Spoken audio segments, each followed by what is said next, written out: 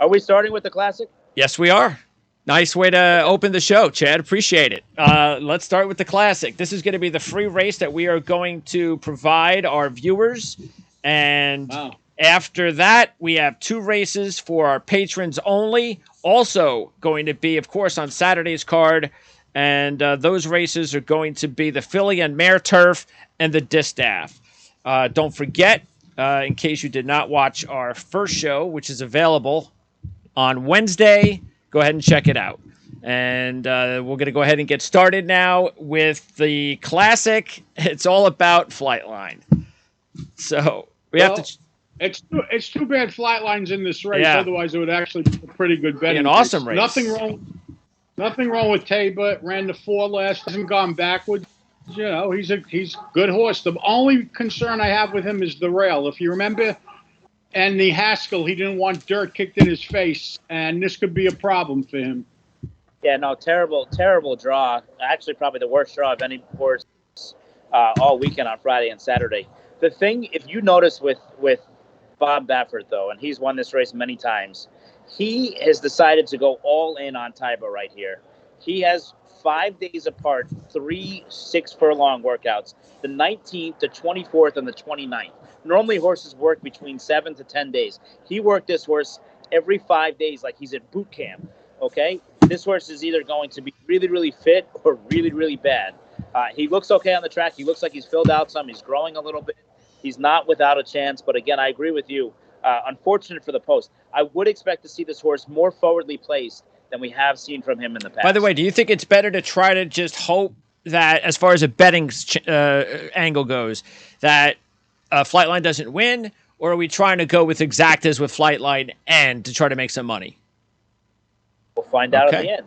Yeah. Next up is Life is Good, a 6-to-1 shot. 4-2-2, the last 3 races. That 4 came at Aqueduct in October. I read Ortiz on board once again. I mean, the horse obviously has a shot, you know, not to win, but, you know, he's okay. I don't think he wants 1.25 miles, though. I don't think this is the right distance for him. Look, we had this thing with Nick Skull last year, and everybody got cute, and Nick Skull actually didn't go off as a favorite, even though he should have. And it's one of these things. Life is Good is a free-running horse. I'm not going to argue with Todd Pletcher. He's a Hall of Famer. He's won so many big races. But I feel like Brad Cox made the same mistake in the Met Mile with Nick Skull and quickly corrected himself, and it led him to victory in the Breeders' Cup. If you're ever going to win the Breeders' Cup on the horse that can't get 1.25 miles, it's at one of 2 Del Mar.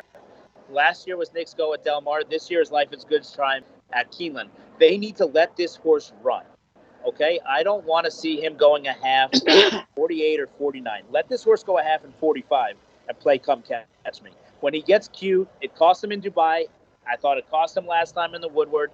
And, you know, it's one of these things where he doesn't have to play with the competition. Just run your race.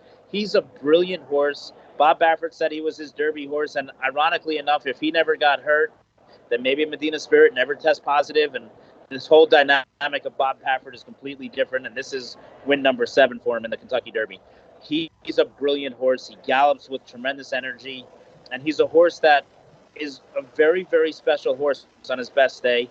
He's probably not a true 1.25 mile horse, but if he can get away with it ever, it's going to be here. And if you look at these 8 horses, if Taiba doesn't send early and they get cute with Flightline thinking he's invincible, there's a chance that Life is Good is out by 3 or 4 lengths, doing things his own way. And it's a short stretch here at Keeneland, as you'll hear Kurt Becker scream when they turn for home at 6 o'clock on Saturday. All right. Next up, Happy Saver.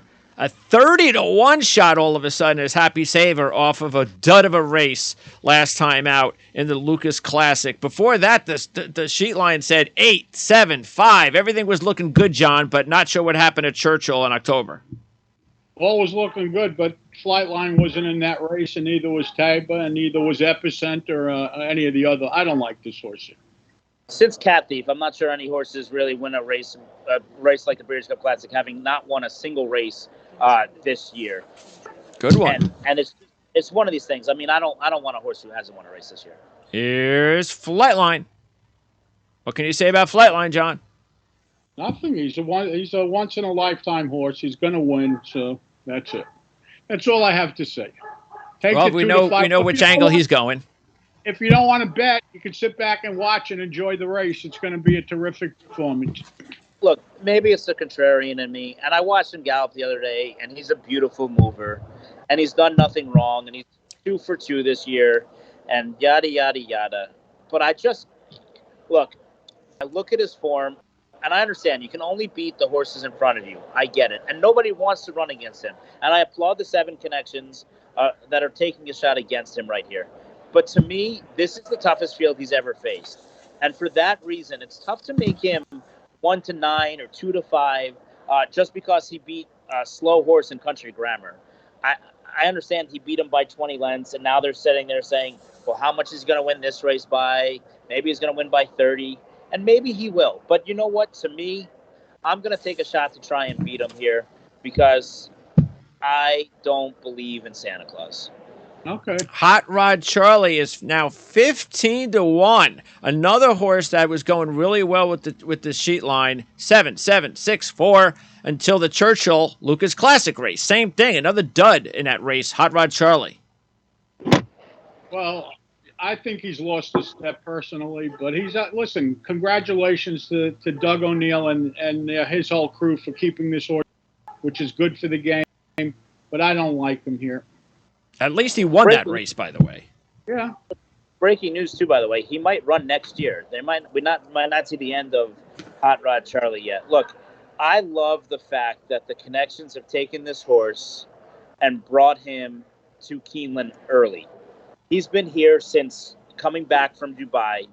He's trained on this track every day. He knows this track. He has a bigger home advantage here than any other horse in the race.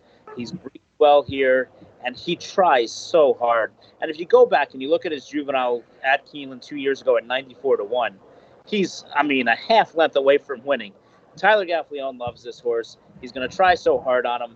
And he's the one that makes Flightline's race interesting because he can keep Flightline boxed in tight. He has more than enough speed to be right next to Life is Good or to make it tight. And the one thing that people aren't talking about right now, as much as the public and the fans and everybody that ever has a West Point pin want this horse to win in Flightline, there's 7 jockeys that are riding to beat him, and they're going to make Flavian Pratt's job very, very difficult. And I think that's including Hot Rod Charlie, who has the tough task, but maybe the most important task, of making his job tough from the start. Don't forget, Flightline's first jump out of the gate isn't the quickest. He gets into stride after that, but he can't break as quick as Life is Good.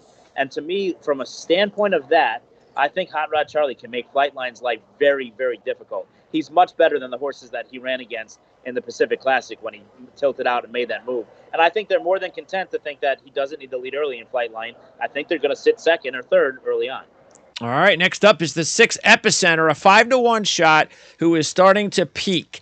Taking a look at his sheet line over the last 4 races, 11-9, 6-4, won the last 2, including the Jim Dandy and the Travers. If someone's going to beat and upset Flightline, maybe it's Epicenter, John. Well, he's similar to Taiba. He's an improving 3-year-old who's getting better. Again, too bad Flightline's in the race because this would have been a great betting race. And Epicenter, obviously, a major player after Flightline. Look, I've been against this horse all year. I think I'm finally a believer. The way he ran and the Jim Dandy and the Travers with his new running style, I think Joel is very comfortable riding the horse. I think the horse is comfortable within his own skin. It doesn't look like the monoquarter is going to be any problem. They went pretty fast at Travers Stakes that Cyberknife set all those hard fractions in, and he just blew right by. Look, this is a very nice horse, and I just have a feeling that a big race from Epicenter. Steve Asmussen's done so good pointing to these big races and getting them to show up. I think Epicenter has a very big chance. And the 7 Olympiad, another good one, a 10-1 shot. Sheet line has been awesome this year. We have 2 4s and 5 6s from Olympiad. Yeah, well, he's running for $6 million. He's supposed to be a good horse. The field is supposed to be a good field. These are the best horses in the world. But he's a little slow compared to other ones. Everybody loved this horse. He's done nothing wrong. He's 6 for 7 this year. He likes to win races. He's got a big heart, but this is the toughest field he's ever faced. And I just thought when he ran in the Whitney, really had no excuse. I'm glad we saw him come back in the Jockey Club Gold Cup and did what he had to do against an inferior group. But when he ran to the Whitney, that was the first time he faced real me. And, I mean, he was fourth best and never looked comfortable. I just think he's not as good as these other horses. And Rich Strike, a 20-1 shot, was starting to head in the right direction with that 7 at Saratoga in the Travers, and then went backwards last time out. So that's it for Rich Strike, right? Right. He did what he had to do last time out, and he did it with his jockey riding 2 horses at the same time, which is, I think he's getting better, and he's going to get a little weight break. So is Epicenter from these older horses. I think he can certainly round out the tries and superfectas if you're making big tickets with a $100 mythical wager. What's your pick, John? No bet. Pass. Pass. Bet 100 a show on Flightline. I was going to bet 100 to show because you get the same thing that you're going to get to bet them to win. But I'll pass and watch. Currently seeing Speedboat Beach, by the way, on the grass here going by us. Look, I think I'm going to take a shot here. I think Flightline is beatable, and you get paid if you beat them. So give me $20 to win on the 2, 5, and 6.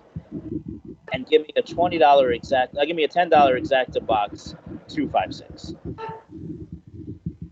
That's $120 you spent. You could have my 100, Chad. Take it, put it in your. And I'll put the whole 100 on the 6. All right. On who? Epicenter. Why not?